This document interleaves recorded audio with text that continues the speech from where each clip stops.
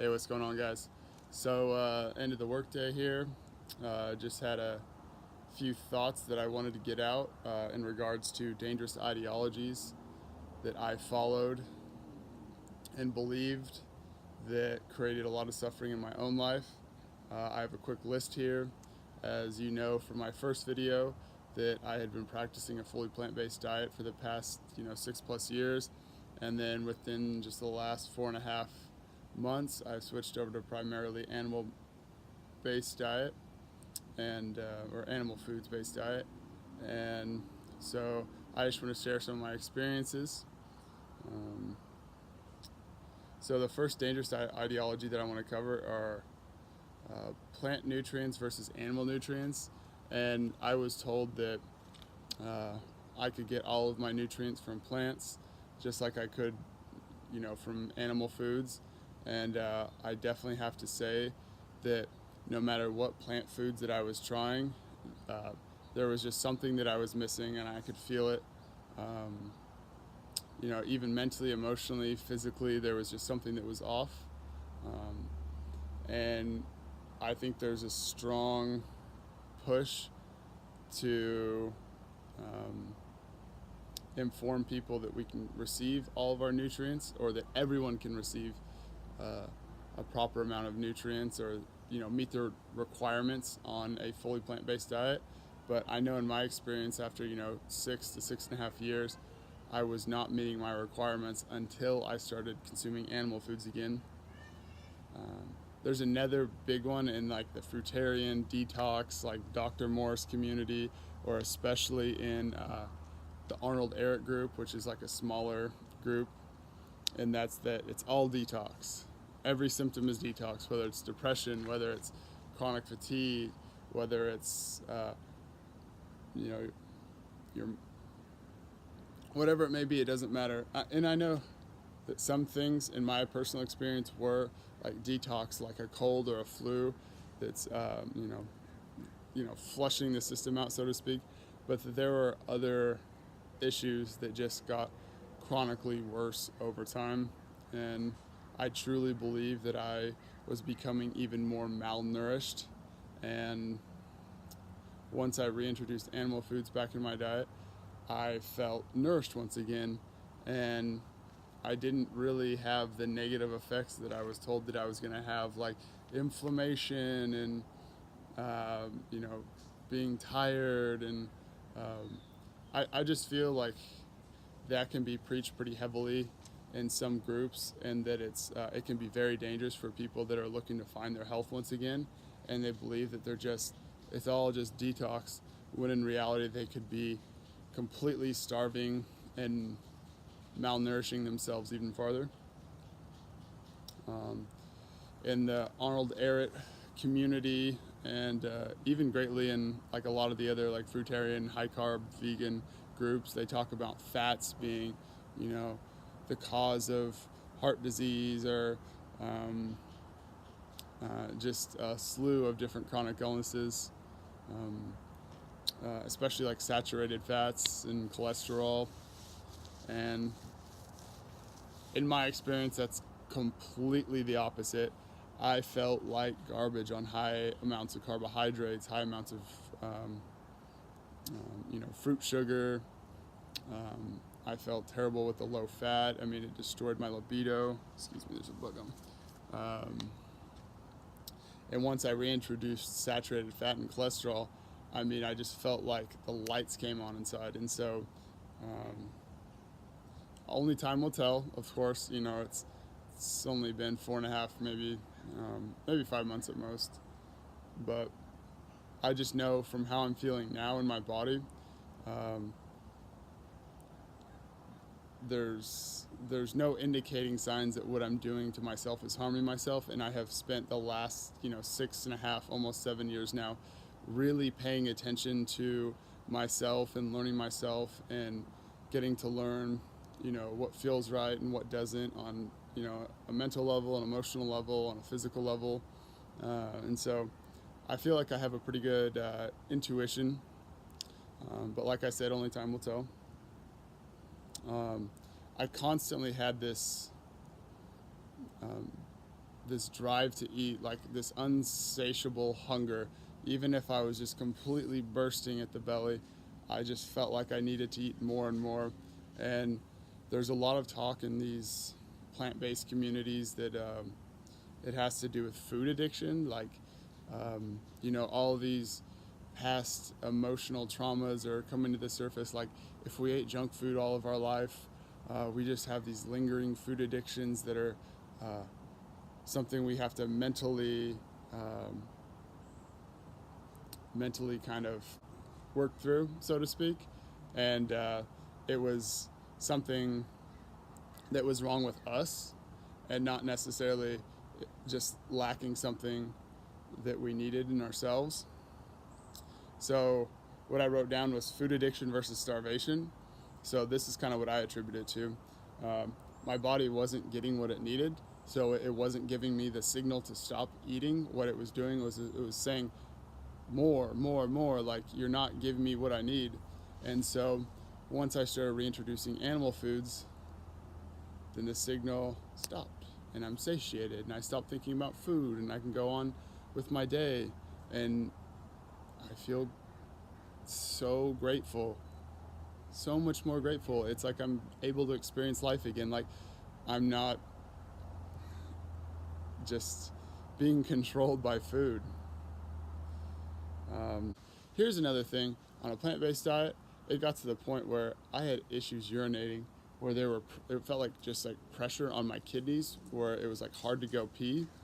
And now when I'm urinating, I pee easy, and it looks like I'm filtering basically every time, because there's always the importance of, you gotta filter, and you need to dry fast or eat fruit to filter. And I'm like, I'm eating meat and filtering, so I don't know.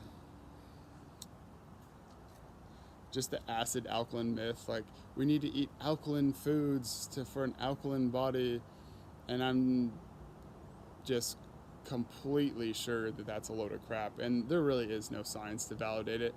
They're fancy theories it's a nice ideology.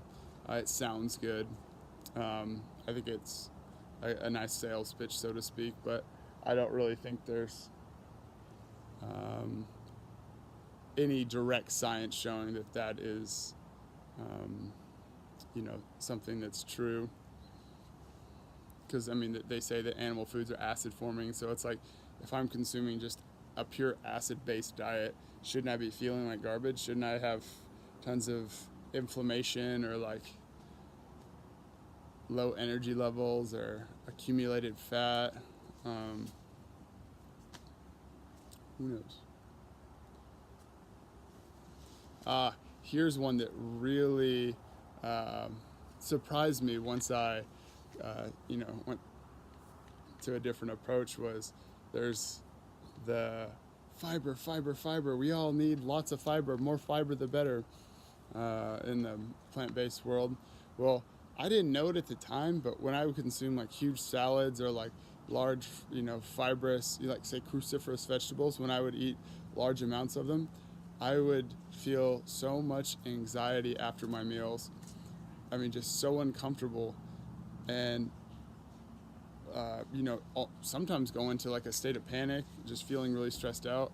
And I notice now, once I eliminated fiber from my diet, that I'm actually less constipated, my bowel movements are easier, and I don't have anxiety afterwards, and I don't have that insanely uncomfortable full feeling. Because I could eat a mixing bowl full of potatoes or a mixing bowl full of salad. I could eat so much, not feel satiated, but just have this overwhelming feeling of anxiety. And I never dreamed that like salads or fruits and veggies could actually like create such uncomfortable feelings in my digestive tract.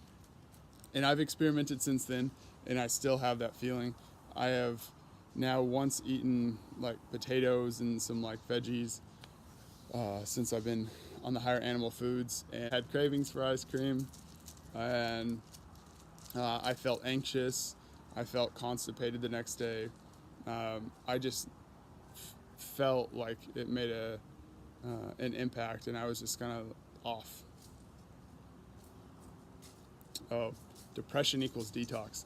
That's a major one in like the Arnold Ehret community and the other detox worlds. It's like, oh, you're detoxing out, stagnant emotions, and your cells have held on to like all this trauma, and it's just letting go. And these bouts of depression are just detoxing on a different level. And I felt extremely stable, and I haven't had any issues with depression since I've started reincorporating animal foods, where on a plant-based diet it was just a constant battle for, since I started to when I ended. And stuff like that is, I think, very important to get out and to like let people know that, hey, if you're experiencing depression like I was, maybe it could be with what you're consuming, because there is such thing as nutritional depression. And I know in my experience, a way that I was able to alleviate my depression, or feelings of depression, symptoms of depression, was through a more nutrient dense diet. Because that's the thing. I totally feel like the animal foods are so much more nutrient dense and bioavailable. Just in my own experience, I don't need to look at paper, I don't need to read studies. I'm just going off like what my own personal experience is. And that's what I want this channel to be more so, is just like personal experiences, so it's more relatable.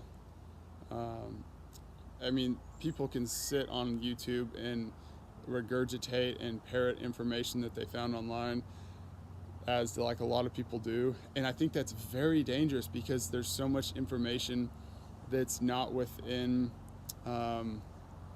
a very applicable context, and it might not apply to certain individuals.